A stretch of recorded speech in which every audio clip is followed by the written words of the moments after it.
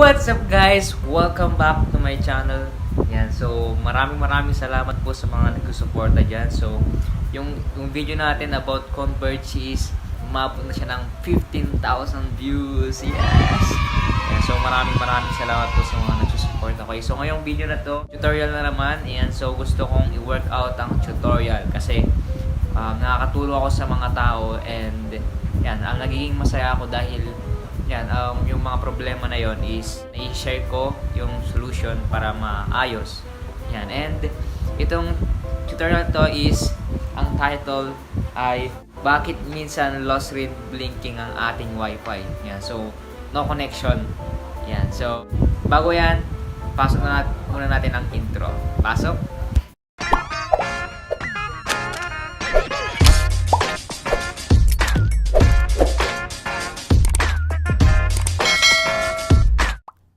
So, bakit nga ba minsan lost red blinking ang ating wifi? Okay, so kung makita nyo dun at sa ating router or modem is nagre-red siya, lost red siya. Yan. So, makita nyo dun na lost. Tapos, nag-blink siya ng red. Yan, di ba? Yan. So, ito yung causes or mga problema.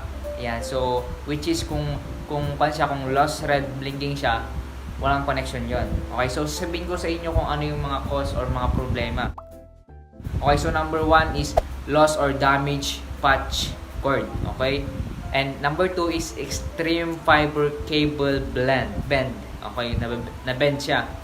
And number 3 is there is a problem with the fiber cable connected to your modem from the pool. Okay, and number 4 last is there is an outage in your area. Okay, so ano nga ba yung number 1? Okay, so number 1 is loss or damage patch cord. Okay, so pwede natin tingnan yung aming wifi. Okay, andun sa namin dito nakalagay. Hindi ko alam yung tawag. Yan, so dito siya nakalagay and explain ko sa inyo kung ano nga ba yung number 1 na loss or damage patch cord. Okay, so yung loss or damage patch cord is yan, so ito siya. Yan, ito. Meron siyang damage dito. Ito, pwedeng nasira to or ito. Yan, so ito. Yan, so kung nasira ito, guys, pwede kayong bumili sa akin or sa Shopee. Yan, so yun yung number 1 natin. And number 2 is extreme fiber cable bend. Okay, so na-bend siya. Yan, so ito rin siya number 2. Yan, so baka na-bend siya, dapat talaga iniingatan natin itong fiber patch cord natin. Yan, so dapat hindi siya nababend and kung na siya, kung lost red na. Okay, so try natin tanggalin to, guys. Pag tinanggal natin to is maglo-lost red siya. As you can see, lost red blinking. So wala nang connection yan. Ibig sabihin, pag nag-red siya, wala nang connection. Okay, so kung ibabalik natin, babalik rin yung connection. Okay? Yan. As you can see, wala na yung red. Yan, kasi pang nag-red yan, no connection. No data connection nakalagay. Yan. So, number 3 naman is there's a problem with the fiber cable connected to your modem from the pool. Okay, so gusto kong pumunta doon sa kalsada para masabi ko kung saan nga ba yon.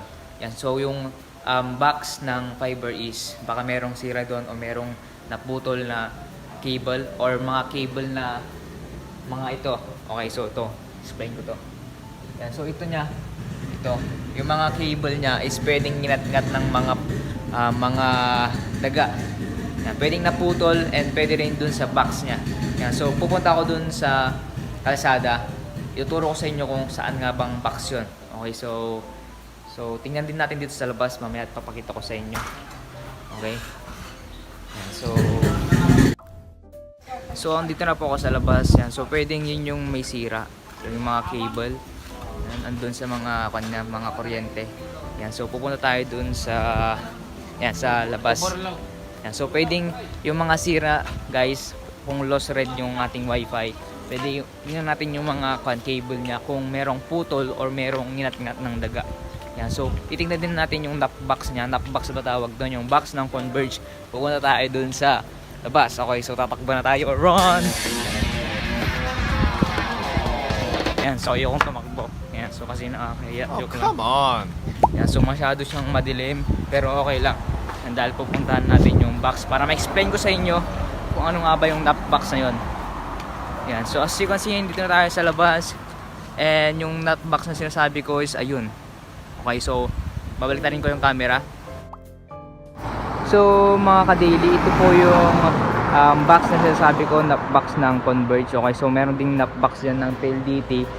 Yan. So kung tingnan nyo kung meron ba siyang naputol or merong yan, naputol or ninat-ngat ng daga. Yan. So yan yung nut box ng Converge. Yan. So nakakonect sa amin dyan yung wifi. So titingnan natin sa taas kung meron kung merong putol. Yan. So yun lang guys, yung baka may sira. So yun guys, nakauwi na ako. Yan, so hindi ko na binidyo kapag habang nilalakad ako. Pero yan, so in-update ko naman kayo, nandito na ako sa bahay. Ang bahay nila lola ko. Yan, and yan, so last is yung number 4 ay yung there is an outage in your area. Okay, so ibig sabihin nun, pwedeng walang signal ang barangay nyo or yung municipal. Kunyari tayog. Yan, so ang dapat gawin natin guys is magtanong-tanong tayo sa mga kamag-anak natin or kaibigan.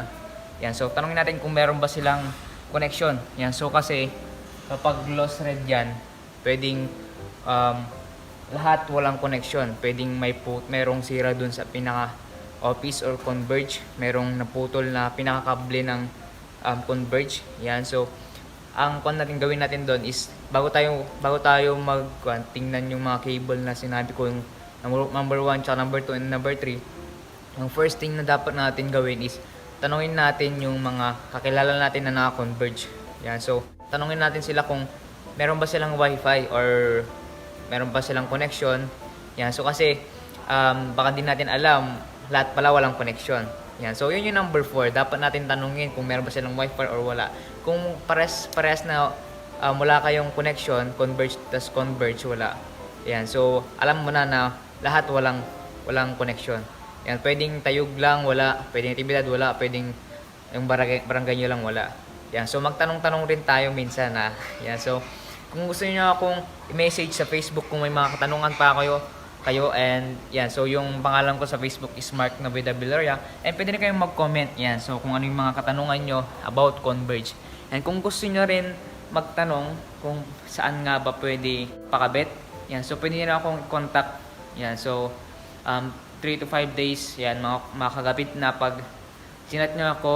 Yan, so meron din akong kasing parang kakilala na agent and mas mabilis. Yan, pero gusto ko rin maging agent. Yan, pero titingnan natin kung pwede akong maging agent ng Converge. Pero wala pa kasi akong 18 years old and wala pa akong valid ID. Yan, so kung gusto niyo magpakabit, yan, so PM niyo lang ako.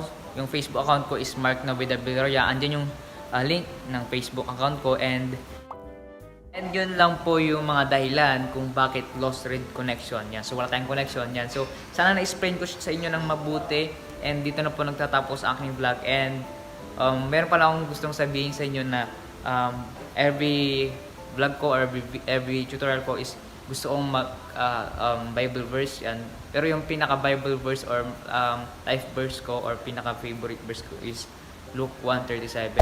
For with God nothing shall be impossible. Okay, kung gusto niyo naman gawa ng solusyon or kunyari yung wifi yan, so mag-pray lang tayo kasi walang posibilidad sa kanya na pwede naman na tayo yung mag-ayos or yung mga kaibigan natin.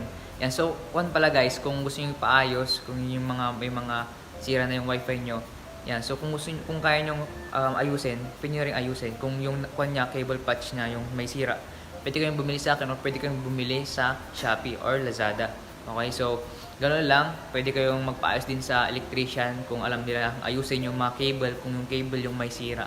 Yan, so kung wala kayong kilala na marunong magayos ng wifi, yan, so ang last na pupuntahan nyo or kukontakin nyo is Converge. Pero ang mas recommend ko sa inyo is punta kayo dun sa office ng Converge kasi na-try ko nang i-contact sa mga email, ini-email ko na yung Converge, in-email ko na sa Facebook, wala pa rin. Yan, so ang recommend ko sa inyo is punta na lang kayo sa office nila. Yan, para mas makita nila or pupuntahan nila agad yung tuwang wifi nyo at ayusin nila. Yan, so yun lang. Dito na nagtapos ang aking tutorial. Yan, so huwag niyo kakalimutan ang aking life verse. Yan, for with God, nothing shall be impossible. Yan, so don't forget to like, share, and subscribe na rin kayo guys. Please subscribe yung red na may button dyan na subscribe. Subscribe na kayo para mas madami pa yung matutunan. And kung may mga bagong video is ma-update kayo. Click nyo rin yung notification bell. Yan, so para lagi kayong updated sa aking mga video. Yan, thank you, and God bless.